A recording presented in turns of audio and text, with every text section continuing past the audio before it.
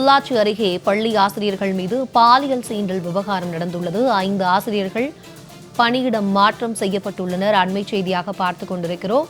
பொள்ளாச்சி அருகே பள்ளி ஆசிரியர்கள் மீது பாலியல் சீண்டல் விவகாரம் நடைபெற்றுள்ளது. இதில் 5 ஆசிரியர்கள் தற்போது பணியிட மாற்றம் செய்யப்பட்டுள்ளனர். அண்மை செய்தியாக பார்த்துக் கொண்டிருக்கிறோம்.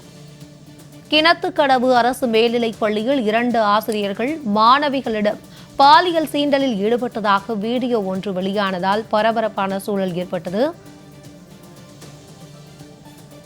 இதுகுறித்து எமது செய்தியாளர் காளிதாஸ் வழங்க கேட்கலாம். வணக்கம் காளிதாஸ், தற்போது பாலியல் சீண்டல் புகாரில் அடிப்படையில் 2 பேர் மீது வழக்கு பதிவு செய்யப்பட்டிருக்கிறதா ஒரு தகவல் வெளியாக இருக்கு. இது குறித்தான முழு விவரங்களை பதிவு பண்ணுங்க.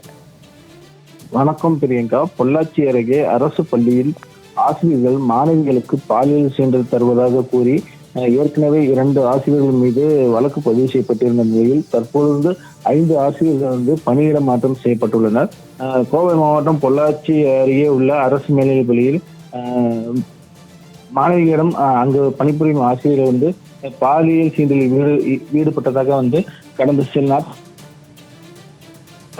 இந்த நிலையில் இது குறித்து பேரூர் அனைத்து மகளிர் காவல் நிலையத்தில் புகார் அளிக்கப்பட்ட நிலையில் காவல்துறையினர் தொடர்ச்சியாக விசாரணை மேற்கொண்டு வந்தனர். இந்த நிலையில் குழந்தை மாவட்ட குழந்தைகள் பாதுகாப்பு அதிகாரிகளிடம் போலீசார் புகார் அளித்திருந்தனர். இந்த நிலையில் போலீசார் விசாரணை தொடங்கிய நிலையில் மாணவிகளுக்கு பாலியல் சீண்டல் கொடுத்த 2 ஆசிரியர்கள் மீது போக்சோ வழக்கில் நேற்று வழக்கு பதிவு செய்யப்பட்டுள்ளது.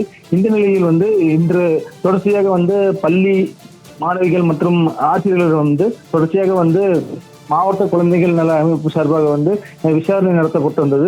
இந்த நிலையில் இதில் இன்று அந்த பள்ளியில் பணிபுரிந்த 5 ஆசிரியர்கள் பணியிட மாற்றம் செய்யப்பட்டுள்ளது.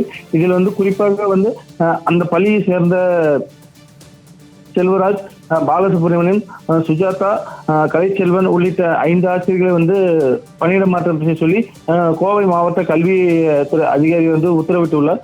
மேலும் இது தொடர்பாக தற்பொழுது மேலும் விசாரணை நடத்தப்படும். இது குறித்து அவர்கள் மீது ஏதேனும் புகார் தொடர்ச்சியாக எழுதுவதால் அது மீது உரிய நடவடிக்கை எடுக்கப்படும் என்று காவல்துறை தரப்பில் கூறப்பட்டுள்ளது. பிரியங்கா. காளிதாஸ், உங்களுடைய கூடுதல் விவரங்களுக்கு நன்றி.